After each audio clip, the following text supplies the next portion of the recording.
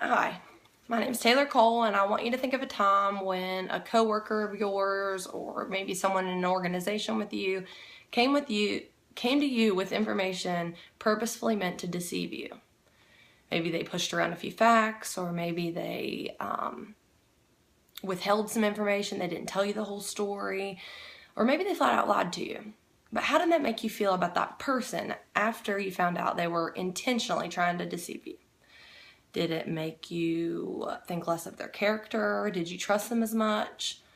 Well, the periodical Responses to Deception in the Workplace, Perceptions of Credibility, Power, and Trustworthiness, written by Katie Neary Dunleavy, Rebecca M. Corey, and Alan K. Goodboy, discusses how employees react to one another after deception takes place. It explains how it affects their credibility, trustworthiness, and power within the organization.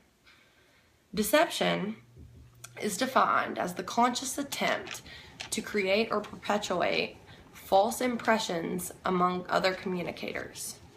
Two forms of deception I'm going to talk about are withholding and distorting. Withholding is the omission of critical information, which means you just leave it out. You don't tell that part of the story. You want them to think something different.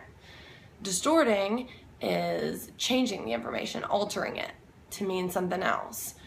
The authors found that deception in the workplace is fairly common. Subordinates will deceive their superiors to get time off, or they'll do it to help other employees or maybe help themselves in another way. It was found that withholding information is perceived to be the most truthful form of deception, while distorting the information is linked with the least truthful form of deception.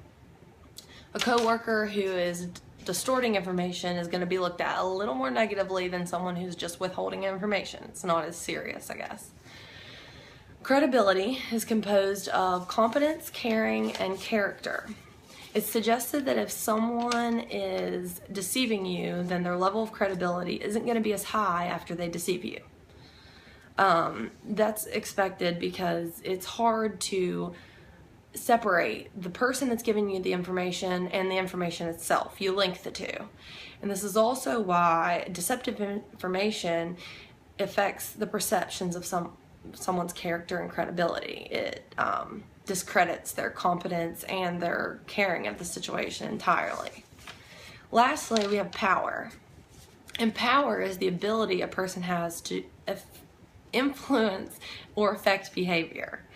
And power is thought that that distortion is associated with the most amount of power that a person holds, while withholding information has the most amount of power. But that's right under honesty, because honesty will always hold the most amount of power. Honest communication should be associated with the most amount of power because people value honesty in most interactions.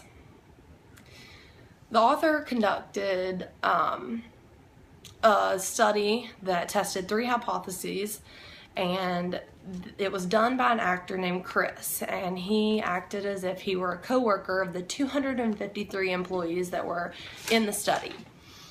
He would start off by telling a truthful statement, an honest statement, then he would tell a statement that was withholding some information, and then he would tell a statement that was distorting the information. After each statement, he would ask the employees how it affected his credibility, his trustworthiness, and his power within the organization.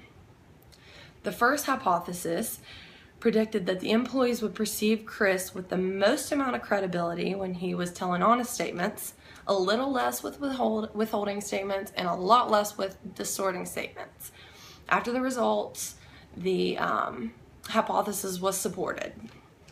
The second hypothesis would conclude that the perception of power a coworker had didn't differ when Chris gave each individual statement. The level of power was the same with each statement.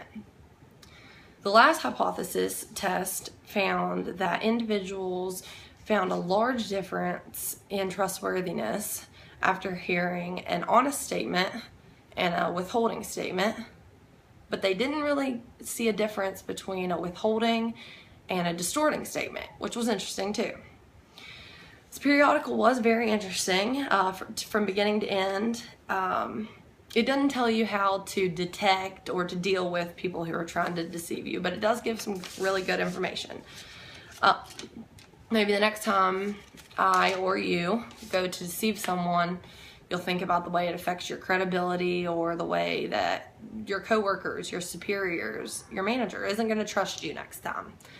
They're not going to associate that level of credibility with you anymore. The article does also suggest that deception doesn't play a major role in determining someone's power, how much power that they hold.